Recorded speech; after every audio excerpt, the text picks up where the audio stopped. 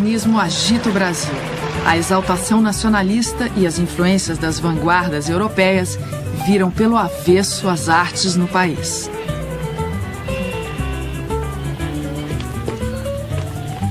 No Grande Hotel de Belo Horizonte, em 24, Drummond encontra os modernistas: Oswald de Andrade, Mário de Andrade, Tarsila do Amaral e Blaise Cendrars, que vem de uma viagem pelas cidades históricas. Com Mário, ele inicia longa correspondência literária. Na poesia, o momento é de experimentações, como o Manifesto Pau-Brasil, de Oswald de Andrade, ou o Grupo Verde-Amarelo, de Cassiano Ricardo.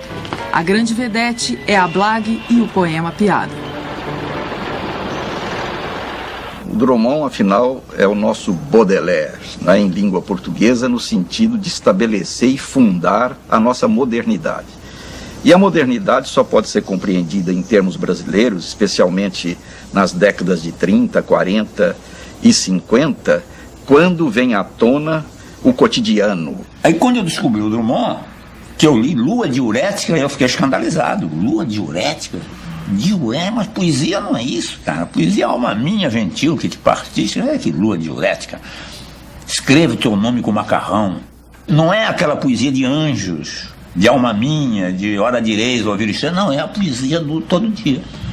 A poesia está aqui agora. Então, a Blague, em primeiro lugar, a Blague e a Piada, em primeiro lugar, eram veículos, digamos assim, de agressão contra essa linguagem oficializada, essa poesia oficializada, o que levava a que um poema da época, como No Meio do Caminho havia uma pedra, fosse tomado como uma prova de desrespeito. Por sua vez, a Blague era o veículo através do qual entrava alguma coisa de mais substancial, que era a própria ironia. A ironia pode dizer que é a ponta aguda do senso de humor em Drummond, que tem uma correspondência com o eu lírico nessa poesia. Não é um eu lírico pacífico, mas um eu lírico conflitivo, um eu lírico cheio de contrastes. Daí nós dizemos que é um eu contorcido. No primeiro poema, na primeira estrofe do primeiro livro, Drummond lança a pedra fundamental da sua poesia. Quando ele diz: quando eu nasci, um anjo torto, desses que vivem à sombra, disse: vai, Carlos, ser gauche na vida. O gauche é um indivíduo estranho. É um indivíduo que está à esquerda, que está à margem, que está no escuro. Ou no caso drummondiano, o indivíduo que estava na província, jovem, olhando aquele mundo imenso e tentando entender. Em Drummond, toda palavra tem o reverso. Toda ideia tem a contra-ideia. E aí surge a chispa da ironia e do humor. Por exemplo, ganhei, perdi meu dia.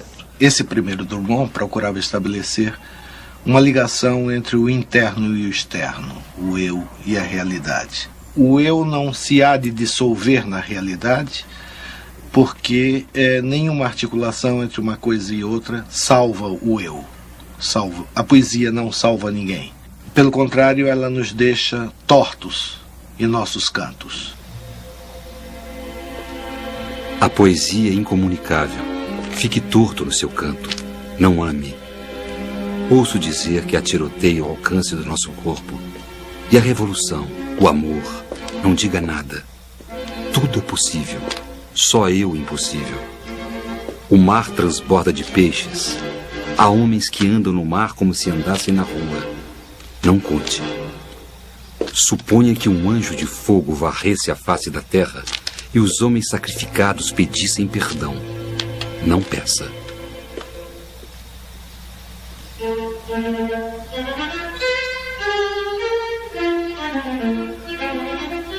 No meio do caminho tinha uma pedra.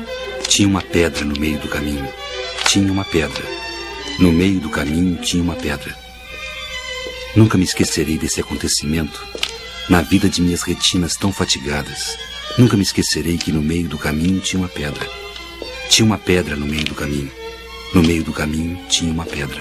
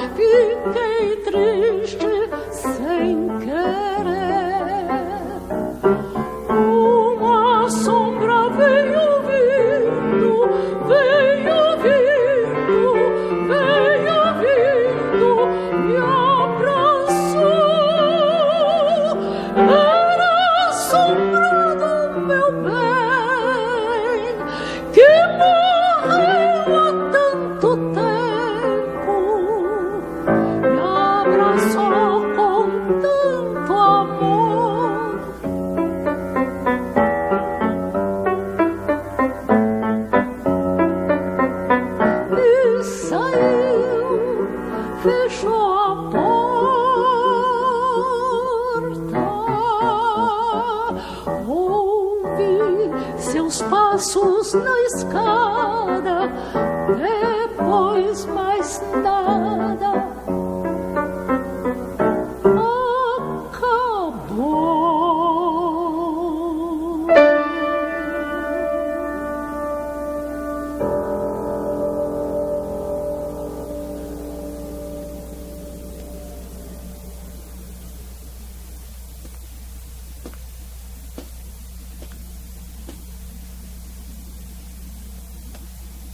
O poeta se casa com Dolores Dutra de Moraes em 1925.